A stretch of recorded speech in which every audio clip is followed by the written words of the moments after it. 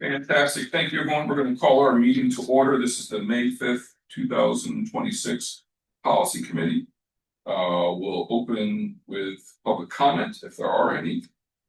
No public comment. So that will bring us to the approval of the minutes of the April 13th meeting. Emily, they were good by me. Do you have any corrections? I do not. So they are therefore approved, and we'll get right into our discussion items as well. That is first, the agenda item is 4.1, a draft policy for naming of facilities and dedication of spaces. Fortunately, this was just presented to the full board for a first reading. Because board docs was down, some board members had difficulty accessing it. Still approved the first reading dependent upon obviously any changes that may take place. I went through yesterday or maybe today and took a look, and everything looks good to me with the exception of two pieces that I'd like to ask Emily about, since we can try to put it forward to the full board. One is in the third paragraph. It talks about to ensure a consistent and efficient process. The district shall maintain a standardized submission procedure. I want to make sure that's the way we're going. And then the question is, of course, who will maintain that procedure, process, whatever it may be, which at one point in time is slightly at odds with the paragraph below, which says the board at its discretion may ask for additional information, documentation, and not that they're completely at odds. But I think for us to move the policy to the full board, we have to come to an agreement if we're going to require a standard submission procedure, or if we're going to say the board reserves the discretion to request additional information. That's how I see the policy as it currently stands. Emily, I don't know your thoughts on the policy language, things that we should consider, et cetera.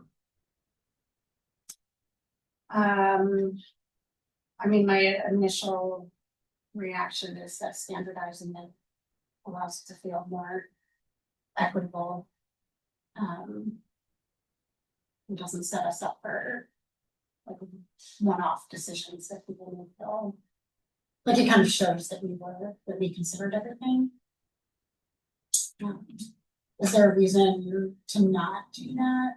No, it's just for me again, the paragraph 3 and paragraph 4, where one says that the board reserves the right to request additional information. The other one says we'll have a standardized process. Let's be real, to ensure a consistent, I'm not certain it'll be an efficient process, but a consistent process. And so either one works for me. I just want to make sure that we're all on the same page about what we're expecting. And more importantly, I think this may have been Emily's question, who was going to be responsible for either hosting the site, creating the form, making sure it gets to the board in a timely fashion, all of those things. You have any thoughts on this? Yeah, I mean, we can, a lot like, was it Central? I slipped it. They had a standardized form on their website. We could just take a look at what they have and then come back with, I mean, I don't know if it's appropriate in policy, but we'd be happy to share a draft of what it would look like. Yeah, I don't think it has to be, for lack of a better word, enshrined in policy, especially if the policy states the district will create a standard form and it's public and it's consistent and it's there. That part is easy to do. The question becomes one of the questions become who is responsible for either maintaining it or making sure that it's available, those sorts of things. And for me, that's an excellent question. I think not to put more on Emily's plate, but I'm taking Emily away from it. I think if it's coming to the board, then the board clerk seems to be the most appropriate place for it to be, for the information to be received. Who builds the form, who builds the product, that's something different from my perspective. Yeah. But I know for the folks who are in the room, Emily, you have thoughts about that? Emily Workman, we have to figure. Yeah, too many Emilys. I agree. I think that makes sense. I don't know how specific we need to be, so I guess that means that it's the communications team that is receiving the submission through the website, and then it's their responsibility to pass it on to the clerk, but maybe that's just goes without saying. So should we or can we say, first of all, I'd like to remove the word efficient. I'm not gonna lie. I don't want to promise something that I'm not sure we can deliver.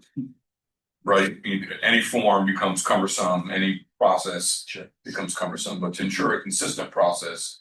And I would like to say the district clerk shall maintain a standard submission request.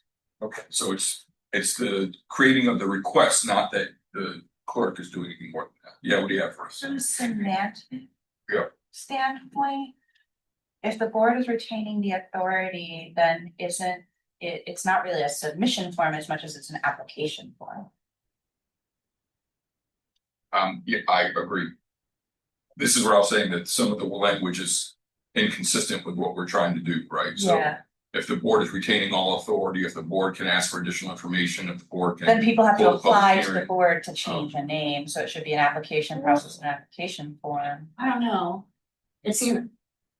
I mean, this is really semantics, but like, it seems like we're inviting, it's not necessarily to like change, like if we had a new. Whatever building and we invited people to submit. An idea for.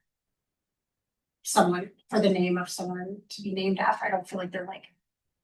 They're not like applying for. That, they're like submitting ideas that could be considered in the process. I tend to agree. I think it is actually an application. I think it isn't applying because there can be a denial. Yeah. Right, like the board can turn back and it may be the two.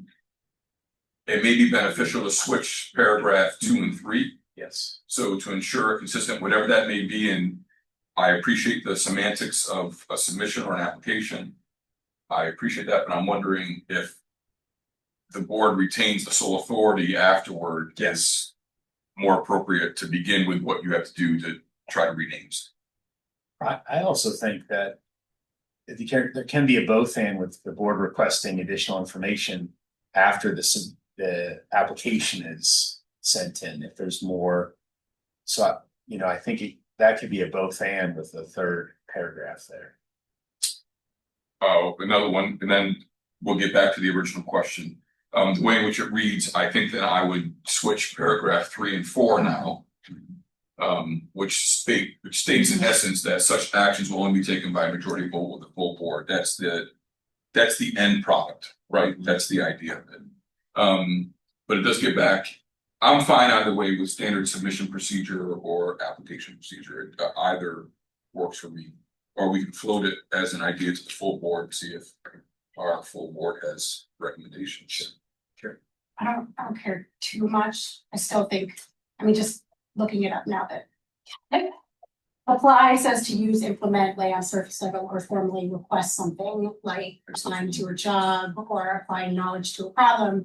Submit, it refers to yielding to authority, surrendering, or formally presenting proposals or documents for consideration and review.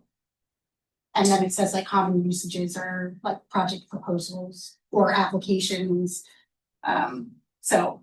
I think we need a footnote that says, according to Noah Webster, we find this word as the following.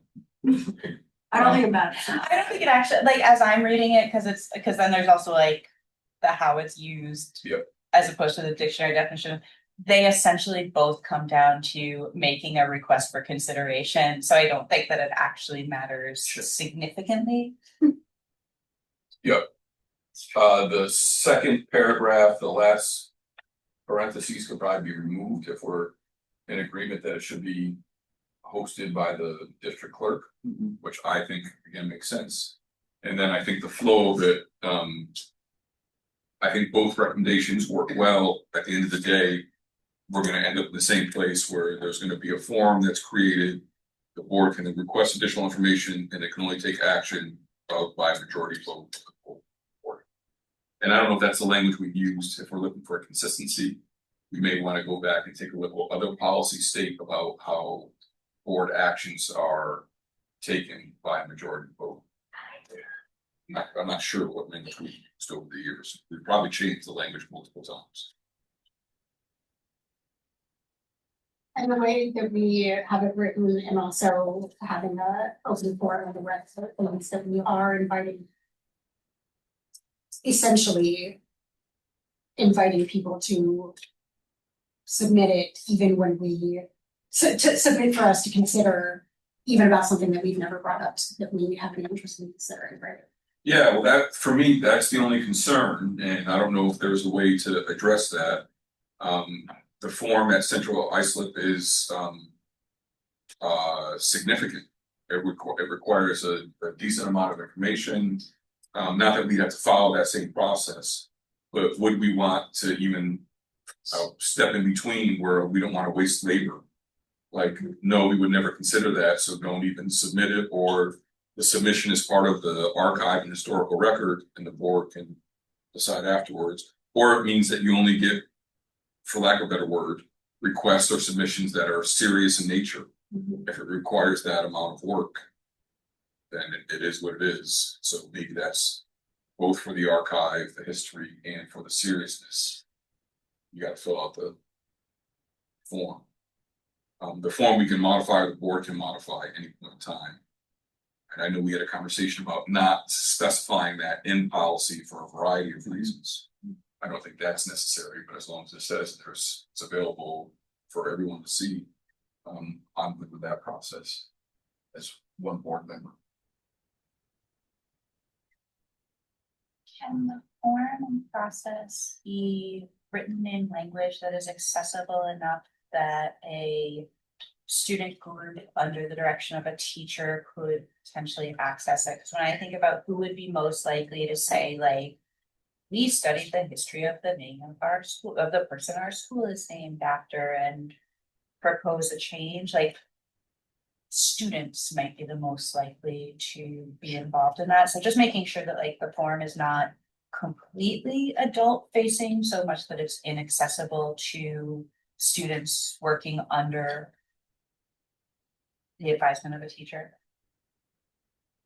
I think we can take, a board can take a look at that. The past requests have actually not been from students.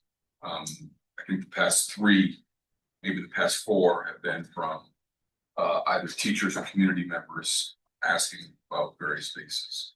But I would hope that any forum we're trying to create is accessible, just for accessibility purposes. The example from Central, if I have it up right now, it's pretty basic. I think it's pretty self-explanatory. A lot of check boxes. I mean, you can Google it. Okay. It's actually on the policy. It's at the very bottom. Oh, okay. There's a link to it at the very bottom, at the last. I guess this is the one piece that I want to make sure that we are being thoughtful about, of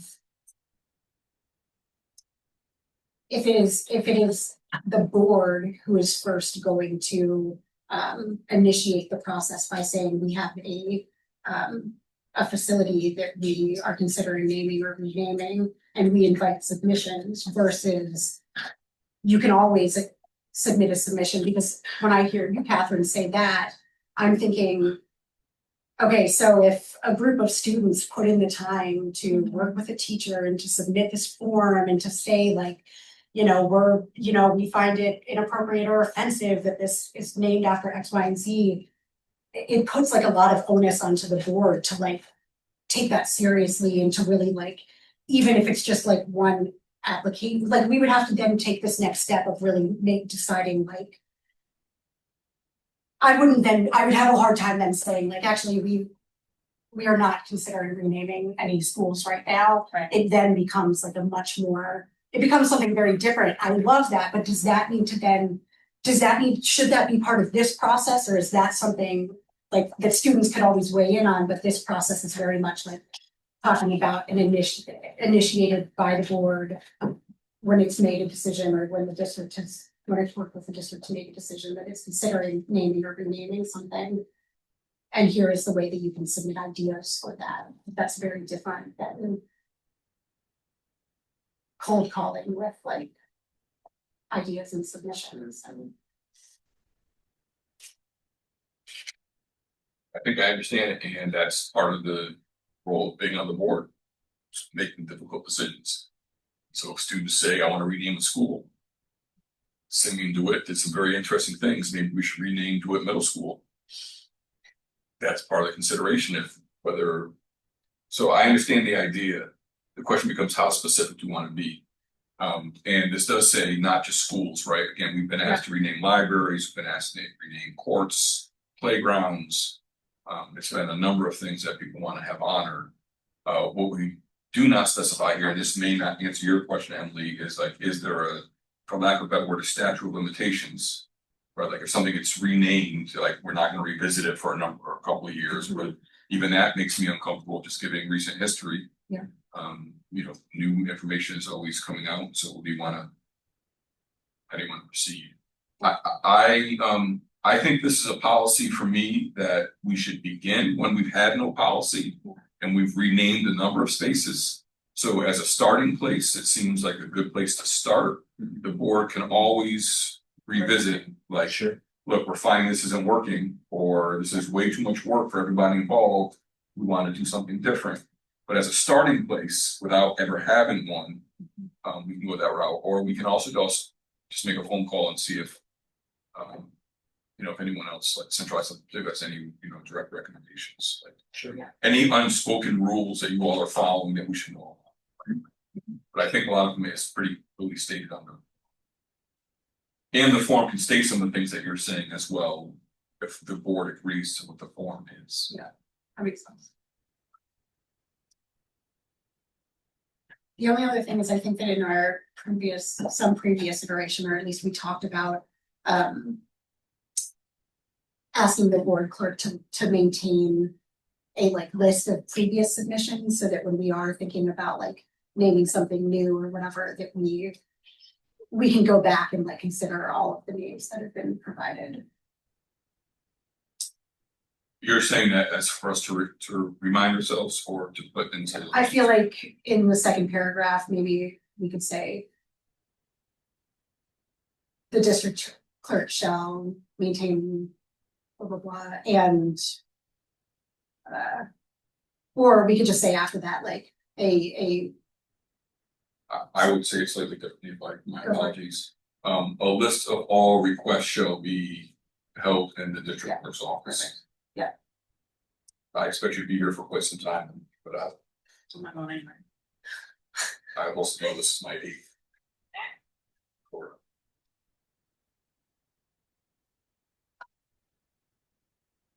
Should that be at the end of that paragraph, do you think? Sure. And maybe held isn't the right archived, kept, Maintained. Yeah. And should we say like maintained and like referenced for consideration in future? Maintained in perpetuity? What's the records retention on this list? I think it's more just ensuring that we would be returning back to them, so no, I guess. I'm with you, I'm listening. I'm thinking about like, just if you think that there's a name that is like so important that it would be really wonderful to have some facility named after. I kind of feel like, unless it's like, I would only want this person's name associated with a gym because they were a, athletic person or whatever. Otherwise, it's like, if you brought forward this really meaningful name, I would like to think that as the person that submitted that name would be considered for any time, because I would really just be saying, this person has done so much for this community and for ICSD. I would love to see them honored in this way so that they don't have to like apply or submit that name for consideration every time, if that makes sense. I think I'd argue just the opposite. Okay. If it didn't pass the first time, then it should go through the full process a second time. Yeah, I guess it depends if there were 3 amazing submissions. Like, I see what you're saying. I'm thinking about it from like, there are 3 amazing submissions. We obviously can't do all 3 of them. Whereas, yes, if we were like, no, this was a weaker, so I hear you. And I'm also thinking about the flip, which is a renaming request that would never be considered. For sure. But still has gone through the entire process, right? So how do you protect it from both those? Like, well, I guess just saying would that we're be considered. maintaining it is fine then. Well, we can do whatever we want.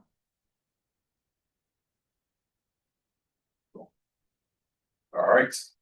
The only question I have is that last sentence. If I don't know how to take a look about how we capture that and other policies or if there's a recommended sentence to clearly specify what that is, that obviously that it's only by, I just think the policy needs to be clear that whatever process has gone through, the renaming would only happen by a vote of the board.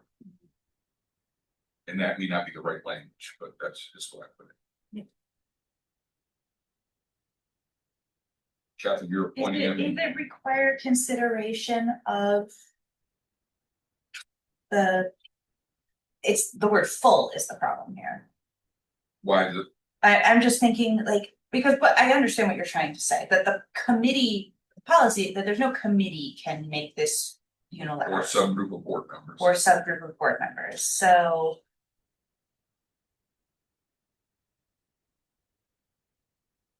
You just say by majority vote of the board, like maybe, Yeah, by maybe majority, full is assumed. But that's why I also want to take a look and see how it is. it's at a voting meeting, Right. because the structure is those votes happen at voting meetings, so you could use that as the. I've seen it multiple ways, and I definitely have seen policy that say by majority vote of the full board. Okay. To specify what we're actually being discussed. But I'm fine for here for the time being. I'll take a look as well.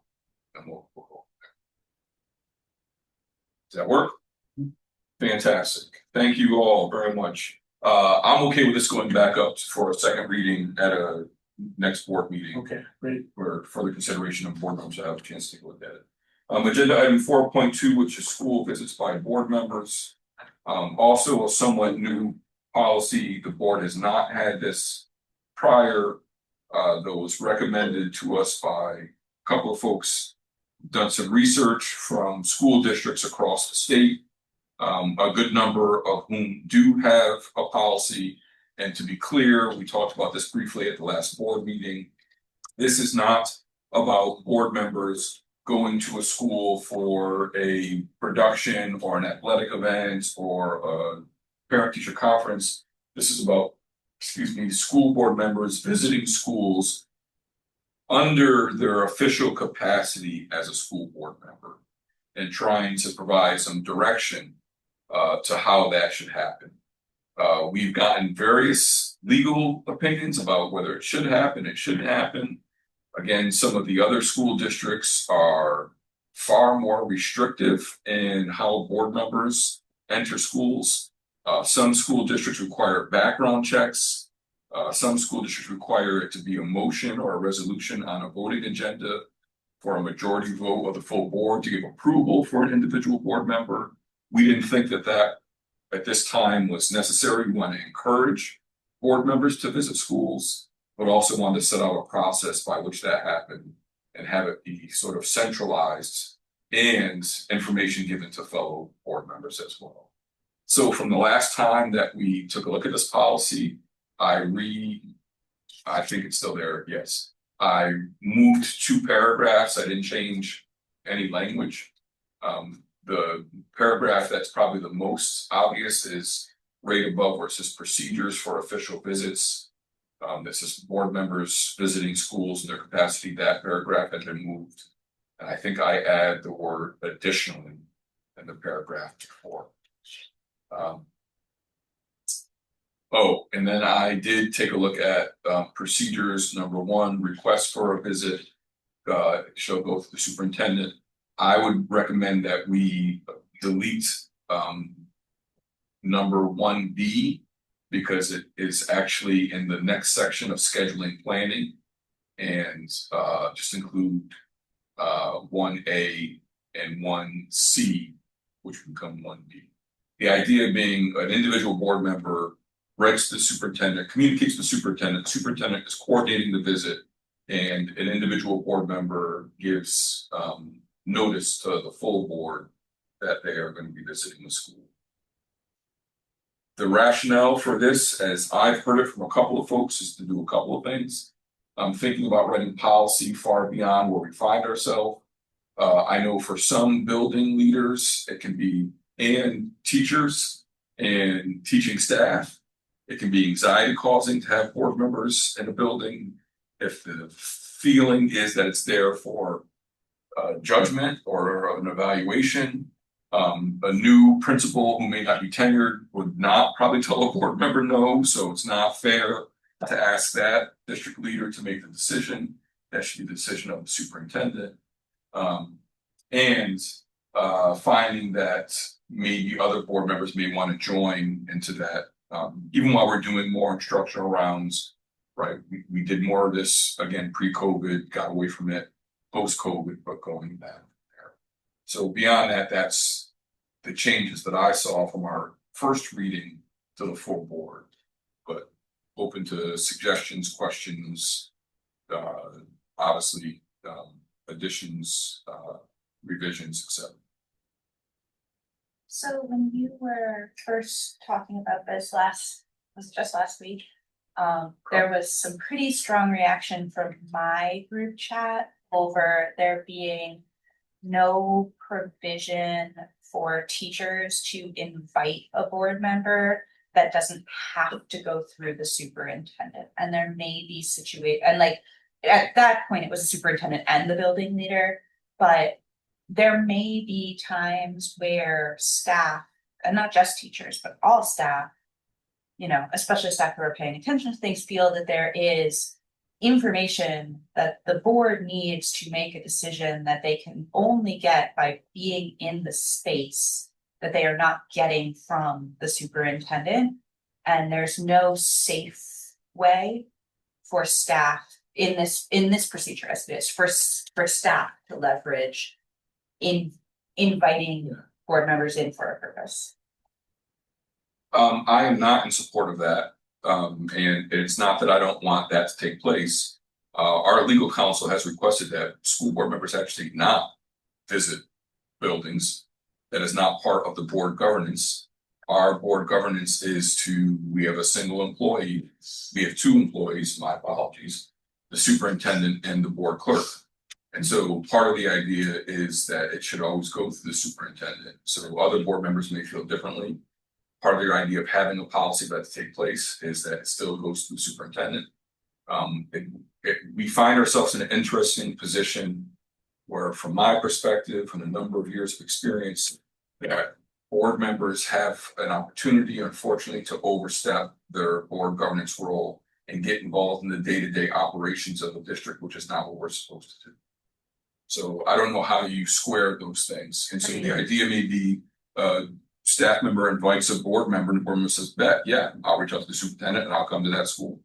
So it's still going through a process. So I understand the concern of teachers, and I'm putting my teacher hat on, right? Like I would want a board member to come in and challenge what may have been heard or what may have been said. I understand that. And it's a very interesting process if we're talking about board governance. Yeah, I mean, the only other way that, like, without that avenue, the only other way to communicate that is in this context, which then, you know, it's I could see a worst case scenario where the only way that people feel that their concern can be addressed is like through a 3-minute public comment at the start of a board meeting on something that would have been so much easier and more collaborative to be able to handle. Or they would vote for you as union leadership. Yes, but I'm not in here either. Right. Because the goal is between the board members and the superintendent. Let's not act as if this isn't already taking place, where we're not having folks write to board members saying, please come visit my school, and that's already happening. Right. I don't know that needs to be codified in a policy if we already have avenues for that to take place. I'm just passing along Yeah, that the feedback was to have to go through the superintendent felt like it was cutting an opportunity for that felt safe to workers to authentically voice potentially concerns that need to be seen in person. I do not disagree with the request. I don't think our legal counsel would support that. And I would ask folks to make a phone call, see what our legal counsel would say. I'm wondering if, first of all, I wanna think about it in not totally a deficit perspective. Yeah, obviously. Right? You know, there's been lots of times when teachers have been like, God, I would love for you to come see, like, I know you were talking to Mary about EL implementation. I would like love for you to come see that, or or whatever. And I'm wondering about like the role of the building leader in all of it.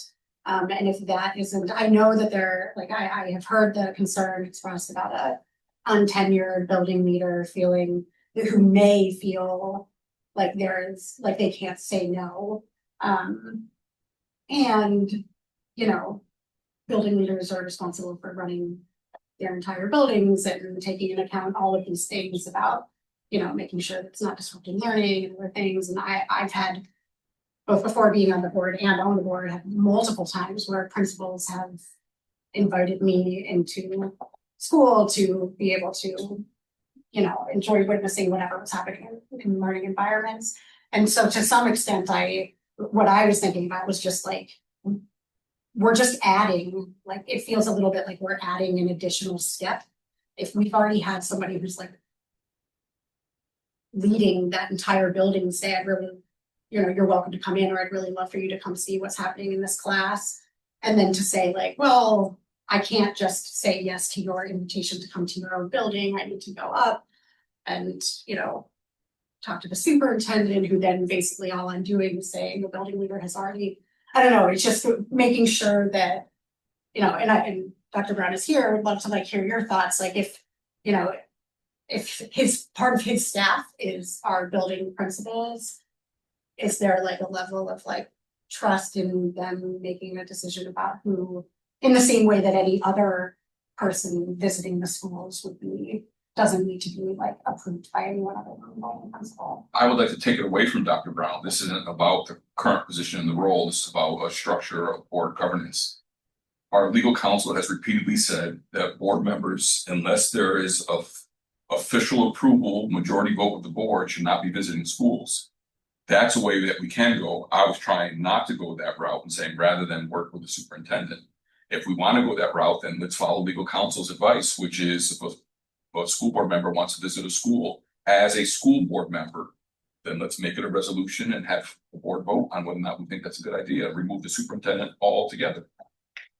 Or if we're not listening to legal counsel's direct recommendation anyway, this is one way of doing it alternatively, Which is the way that it's written now. I'm just saying there's not like, it's not either or necessarily, like facts. if we're already deciding that we don't feel like it needs to go to the entire board for a vote, this is one option. If we trust that superintendents are putting, whomever the superintendent is, are putting building leaders in place that are responsible for maintaining, you know, safety and healthy learning environments and all of the things. Yeah. Is there a reason to feel like, except for that,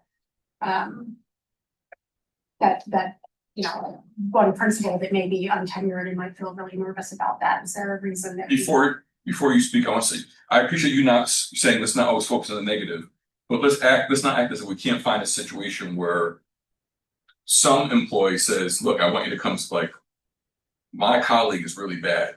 I need you to come take a look. Let's not act like that hasn't happened as well, right? And so trying to put some safeguards, some guardrails is sort of the idea behind it.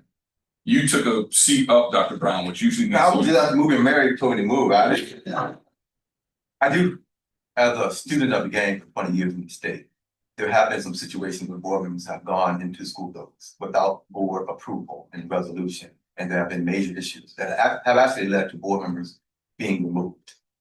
So policies are oftentimes unfortunately written for the one-offs and the outliers. worst case scenario, right? So if this is a conversation for this board, let's be careful, because without, and there's some recent situations, and I'll share some of those news articles with you. We have to put some safeguards. Otherwise, it can be abused. And with no policy in place to protect against that, this could go real bad. And it would ruin the next 10 or 15 years. Because I know that district, what's happening there. Now there's nobody visiting whatsoever. Like it went to the extreme because of some situations that were unfortunate. The board resolution, I heard that, because our legal counsel has recommended, I've seen that work well, because everyone is aware, we know the intended purpose, that's above board according to policy. But outside of having everyone know and clear parameters, it can be abused, and it has been shown to do so. And the recourse is not one that I would want to be reading about as a community. And that was the idea about a policy that says you coordinate with the superintendent. The superintendent is then responsible for coordinating with the building leader and any staff that may be involved. And that there must be notification to the full board, not a vote of the full board, though that's what most districts do. But advance notice to the full board, so everyone is made aware. I've also been around where folks have been visiting schools and no one has known, and that has created tension, not here, but in other districts as well. So trying to find that balance, Catherine, I hear what you're saying about teachers wanting to be able to invite folks in. It's strange because I get invited into schools on a regular basis, oftentimes to give a presentation. So I wonder how that falls here. Like I'm going to talk to 8th grade middle school students for a day, or I'm going in to read books at Mel Sherman Annex, right? Like that is, for me, it's a little bit different than going in and saying, I want to walk around and get an idea what's going on around the school. So you said something very accurate, at going to the school as a board member. Throughout my opinion, most times board members who are sitting at the board table are going to school more or less as a visitor or a parent. So maybe we define what it means to be going into a school. If you have it up there, very clear. Like, yeah, if you're asked to go in your board capacity, right? So we've had that happen a couple times. People say, I want to go visit this school. Why? Because I'm a board member and I should be. Okay. In that circumstance, we should have a policy that helps outline what those steps are.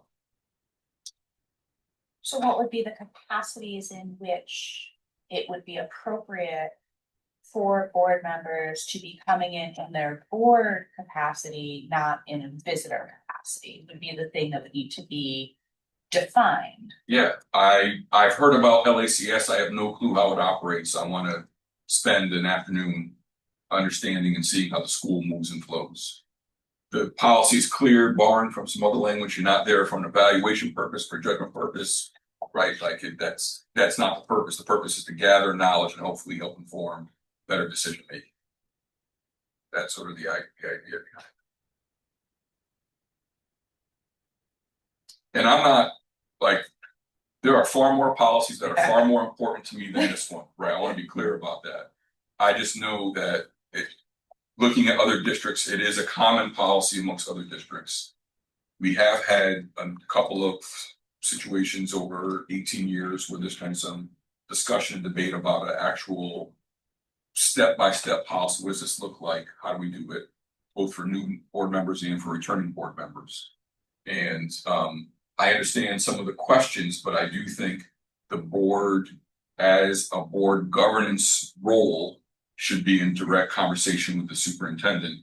And that does not preclude an invitation that anyone writes to them like, hey, you should come see my school.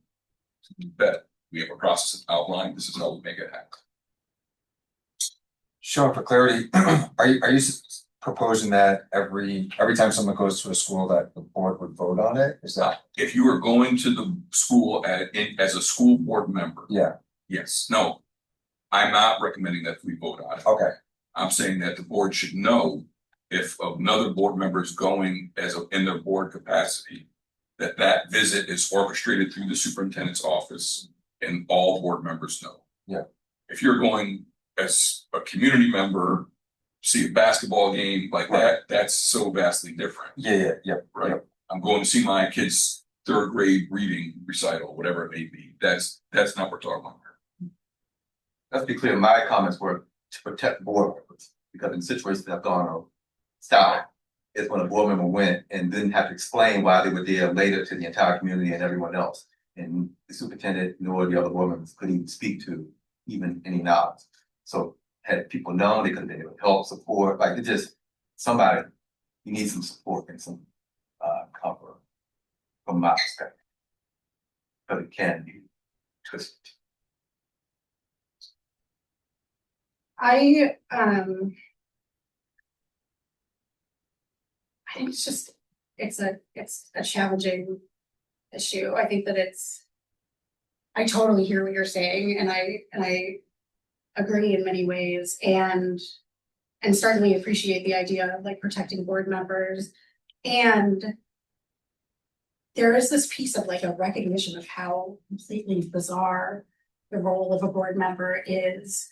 and how a board member is supposed to be, you know, making such significant decisions about and for a school district where their information about anything is like so severely limited. And so it's not about like witnessing if something good or bad or whatever is going on, but just about like, you know, being on a governance team for a place in which like you get so very, very little, if any, exposure to is just such, and that's kind of a little separate, but that's why I struggle with this a little bit. Not even with what's written or what's not, but just what a big, like, how do we get there where we have a governance team who actually feels like they understand, you know, the organization with which they are overseeing without, you know, even to put the onus on a superintendent and their couple of, you know, senior staff to be able to give us or give a board the kind of information and exposure to so many things for them to feel like they can make, you know, thoughtful decisions and just be aware of things. So it's onerous to be like, hey, I want to go visit the school. Can you help me make that happen? And hey, by the way, board members, I'm going to visit the school. No, I'm not. I'm talking about like why it feels like such a, because then what started making me think about it was the second those of us who have children in schools right now already have like there's inequitable access to schools. And no matter what anyone says, you walk into a school building as a school board member talking about your own kid, and 9 times out of 10, you're probably going to be able to get access to an information. So it already feels very muddy. And so a person with no kids, you know, and I actually just had like an educator talking to me about this, like, hey, you guys need to get into schools more. Well, you know, you're so lucky all of your kids are in schools, you can go into them. And I'm like, right, but that like limits the school. So it just, I guess I'm just using this to voice like that it's a much more kind of complicated big thing. And even those that aren't going through this policy are getting access to such different bits of information, and especially when you have a board that's like not working collaboratively, it certainly isn't sharing information that it's learning and getting. So I don't know. I guess I just feel like there's a big weight to whether there is a teacher who really wants to learn, or what is a building leader's role of being able to be the one that's like making a decision about who does and doesn't come in. Is it their responsibility to approve it and then let the superintendent know so that the superintendent is aware? Or but there's the policy's written, it's not approval, it's coordinated. Yeah. Right? The superintendent is not approving whether a board member goes into a building, they're coordinating the visit. And we're talking about operating from a deficit model, we're operating as if these requests can be combative, as opposed to supportive. Like I think the policy as I read it was trying to move away from the punitive form that I've seen, which is we need a resolution to approve a board member to go into a building in their board capacity. That seems a lot to me, right? But that's what the majority of districts do, or a number of, I won't say the majority, but that's what a number of districts do. The policy as I read it, the way in which it's written, is that a board member will coordinate with the superintendent to visit a school and will let their colleagues know. I wonder if the word coordinate could be changed to notify, because it's not reading to, like, that's the first time I've heard that articulated, and having read it and then knowing the reaction of the people who reacted to it and shared their feedback with me. Coordinate the visit with the superintendent felt as if there were at least some tacit approval built into coordination, that there was a, like, so it's really like kind of a question of. But it's not notified, because that means then they're working, right? So, but building principals are not us. No, I know, but I'm trying to square a circle here, Yeah, right? yeah. Because I also see the way that it can cut both ways for staff. I can see the way how staff can think that they want the board coming into their school, and then I can see all of the ways that they could quickly realize that that was not what they actually wanted, and board protecting themselves. But also there is an element of how do you make solid, especially I'm thinking of policy decisions, and I'm thinking specifically about like to hear students and teachers talk about how the cell phone policy is working at a certain school is one thing. To take a walk through that school and see it in person is another thing. And this the first draft read of this felt that to teaching staff, that there's no clear way, especially when the word that's being presented by managerial staff is things are going so well. There's no safe way for staff to say, wait, no, you really have to see this because what you're being told is not my experience. Please come. And that there's no way to do that without essentially saying, like, if you have to go through the superintendent, then there is an element of what they're saying is not what's happening that feels vulnerable to staff. And like, obviously it's your policy. Catherine, I disagree with that. Y'all have a fairly strong union with significant protections. Folks can go through you. The idea of coordinating with the superintendent is that board members, again, have an employee. They are a board governance. I could not imagine a board of trustee member walking into my classroom without the president of the institution knowing that that was taking place. I could not imagine what that would look like. And you can say, well, I work with the chair, right? But as an educator, I don't necessarily like the structure. I don't like the hierarchy. I think folks who have known me for quite some time, as I've tried to disrupt it as much as possible. I understand the concerns that are being expressed, but I think clear lines of demarcation are necessary.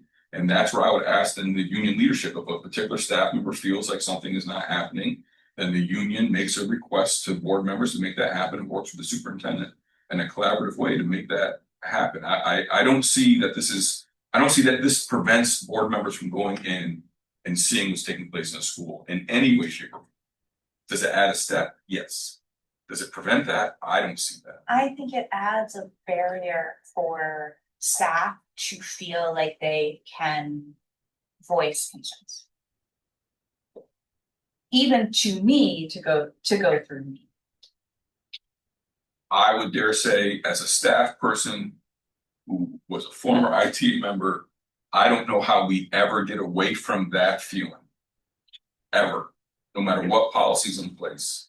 And so even if it was like you have to let all the board members know, people may feel some way about that, like, right? So the way in which I'm reading the policy, maybe we're reading it in different ways. I'm reading it as someone who's been on the board thinking about board governance and how we make this thing happen. So I don't want to be as rigid as other districts. I don't think the current policy is as rigid as other districts.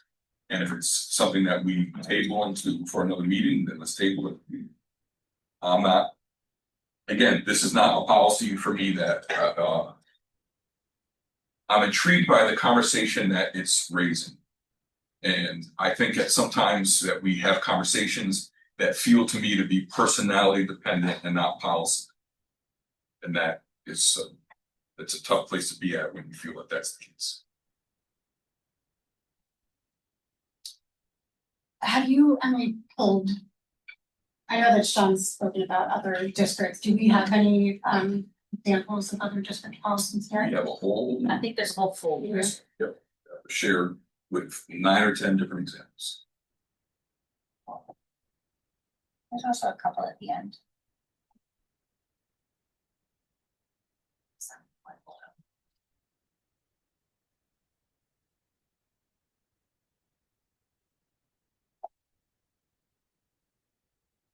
Are we looking at these now? Are we going to table this? Are we going to try to resolve this? What's the best way for?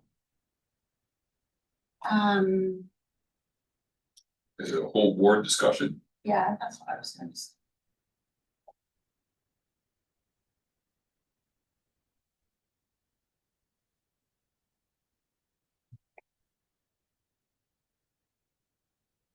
So then the idea would be to send it to the whole board as is for the dialogue. The changes. And for Brother Bravo, if I may, suggestion, because I'm interested to learn more from our legal counsel about some of the reasons why I've heard multiple law firms make this recommendation and their reasons for doing so. And as a person who's had board members come in and out well, my time either, and like it. I'm learning some things tonight, and I'm about what people were perceiving based on the superintendent, like as a person who's never even thought I was even in this situation to make a decision. And I've been in some significantly complex personnel matters in my time. Yeah. And I'm thinking about a board member, a governance member who is voting on policy and personnel recommendations, going into a space to see someone at action, making a decision at some point about that action without the entire board knowing about it or have some approval. I can see the notice of claim coming and the challenges to that vote. So as someone who's just following the game, and again, my goal here is to protect board members, which is weird because I care less about what happens to the superintendent. But if I'm a board member making a vote on a tenure or disciplinary issue with a person, I want some cover from the rest of the board that I'm even supposed to be in that space. Because as you said, every time I walk into a building, someone approaches me as a board member and shares some information. And I know there are various contracts, including mine, if hearing that, there are some things you must do immediately, not wait until the vote. Right. And if not doing that immediately, then we're already in violation. So then if the question is that the way in which it's written, folks may feel like the superintendent has to give approval, then the solution is, right, and the solution is to have a resolution that is by the majority of the board that would then direct the superintendent to coordinate the visits. Yes, only ever coordinated visits. So I saw it too. It raised my eyebrows. Big one. I denied. I don't want to ever be in a situation where I'm denying access. I didn't think that's the way in which that the policy was written, that you actually could deny access. It was a quick read from this far away with no readers on. But I did see the word deny. So it hit me. You were saw the word deny? Yeah, I saw deny up here. Limit, I thought I saw a superintendent and or designee could limit or deny. May limit, reschedule, or deny visits. If necessary to protect student safety or maintain order or address emergency conditions. It is not a flat out, you can deny. So I understand we can change that language as well, but I want to be clear that there are caveats. It wasn't just like the superintendent can deny. If there's something going on, yeah, the superintendent can say, today's not a good day. Right? We got a call or whatever it may be, or a water line broke. Like that's how I was envisioning. If we need to clarify the language, you want to take that out, that's perfectly fine. You want to make it where it's a board vote, that's perfectly fine for me, right? It's just coordination of the visit through the board clerk's office. In collaboration with the superintendent's office, something like that could be a way. Because it's the first time I've ever heard of people thinking that I'm in the way of keeping board members from hearing from teachers. If that is perception, then we need to address that. To be clear, it's not that people are saying it is, people are saying that's the fear, that's the concern, that it could be used in that way, and not Dr. Brown, but a superintendent in general. Yeah, I think we need to be, because counter to what, I mean, I see your face looking at Dr. Brown, but like I'm not looking at Dr. Brown at all. counter to what you just said, I think that it's the opposite. It's actually not about you at all. It's about any superintendent that would be in this role. Yeah. And or if there is a fear amongst whomever, that a superintendent would be like, I don't want board members to see what's going on in this building because of X, Y, Z. That's not a personal thing about you, this is thinking about this. But there's a perpetuation of a hierarchy and us versus them that we're codifying into language, and that can be aggressive. Clear. So there has to be a way to talk about this or write this where we're getting the access, there's appropriate coordination, and board members they have some cover so that they can be in that space and learn and not be held inappropriately accountable for a decision that's made later. I don't know that this addresses what people are talking about. You can let me know, right? I understand, and we can just say in coordination with the board clerk's office as well.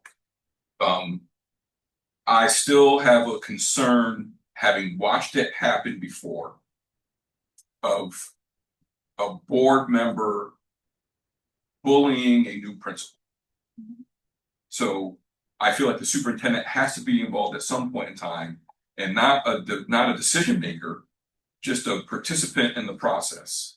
And so that's partly what I'm thinking about as well. So I don't know if this new language addresses that, makes it a little bit right, that the school board member will be coordinated their visit with the board's clerk office in consultation with the superintendent. If that language solves it, I still believe that all board members need to be informed. We can go as Which far as is a vote, but if that serves the purpose, then that works for me as well. Like I'm not trying to put it to the super, right? That's not the goal. The goal is to try to find a process by which the board operates in its board. That feels better. Because the board clerk is not a manager of the people. And this other one, I'm more than happy, this part right here, if we move up, Emily, Sorry. The highlight. that highlight part, I am more than happy to delete. Like, I think there'll be if something were to come up, we would know that it wouldn't be a good idea. We would just cancel the visit, right? Like, I don't know that we need to say that someone could deny it. As if a board member wants to go into a building, a board member goes to a building. But there should be a coordinated way in which that happens, and all board members should be informed. That's the only thing that I'm trying to accomplish.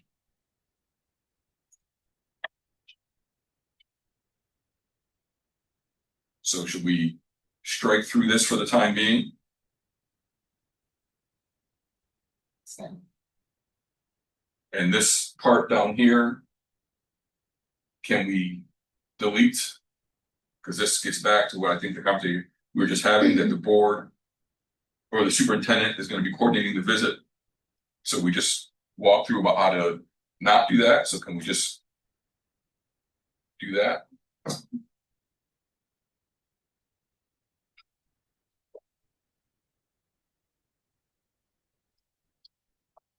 If it's good by folks right now, understanding that there's a longer conversation coming to the full board, let's put it forward for discussion and debate.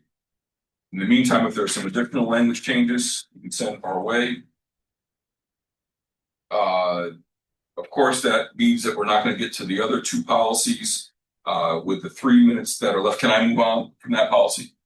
Agenda item 4.3, student ex officio member.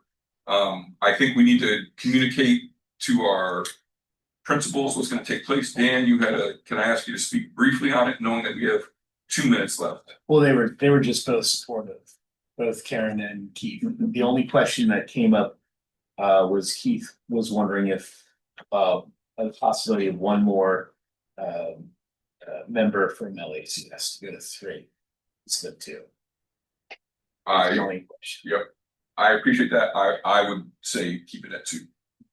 That's where the policy was originally written. LACS high school, what, 200? That's right. Trying to think.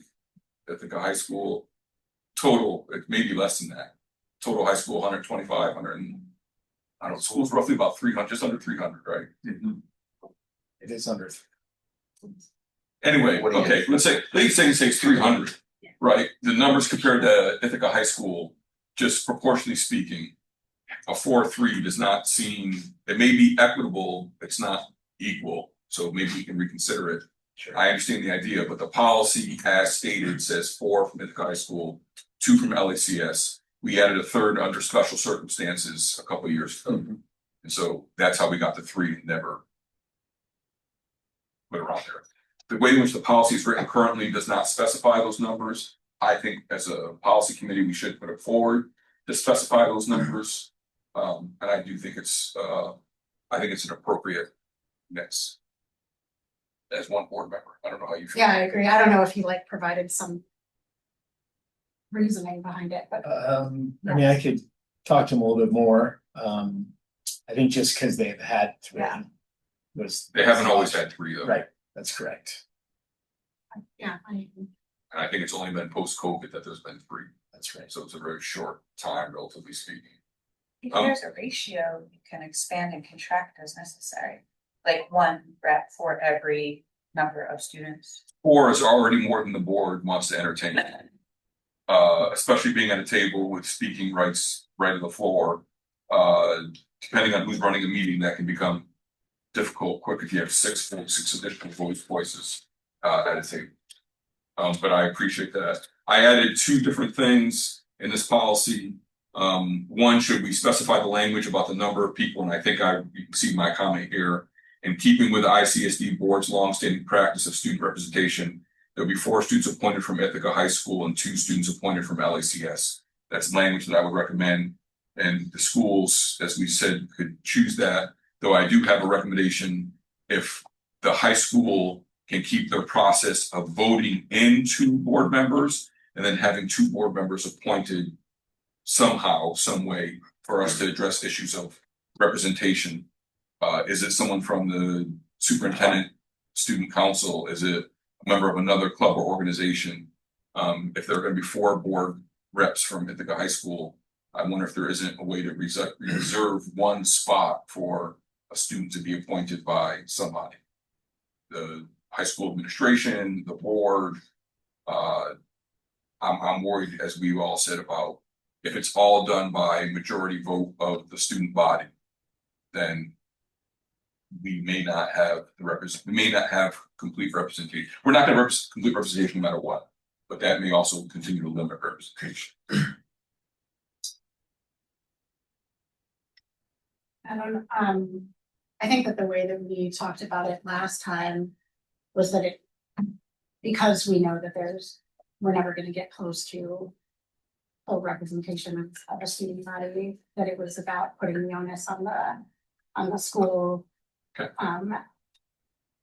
I just, that, like, I like the idea in general of that, and then I worry about, like, who is that one person and what group is it from? Are they from, and what groups feel like they were not identified? Although, with that said, I think that if we were talking about the superintendent's advisory council, I think that is different, because I think instead of like identifying them based on, I don't know, something that somebody would have to like defend, I guess. I think that the unique work that they are doing and the work that they're doing to like connect with student bodies both at the middle school and the high school, and I know that people from the advisory council like really were advocating for us to include representation from middle school, which I think we acknowledged would have expanded it significantly in ways that we didn't feel like we were ready to be able to do. It might bring like a really unique. Yeah, but not in keeping with the legislation. It doesn't provide. Right,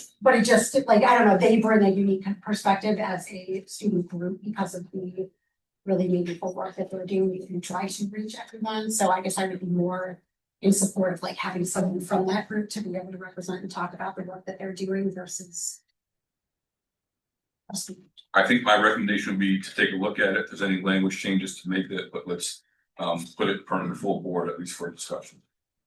And some of this we can hash out. And if you really want a board rep, I'll volunteer an 11-year-old and see what she would want to say as well. I realize we're over time. 2 other quick things. The policy on the 4.5 on the board organizational meeting is a legal change. It's a single sentence, just in keeping up with the change in the law. So I recommend that we would put that up in front of the board. There's really not much to discuss other than the change of the way in which New York State requires the reorganization meeting to happen every year. It used to be the first week in July, and now it's before July 20th, right? So it's a simple language change. I would recommend we put that forward. Great.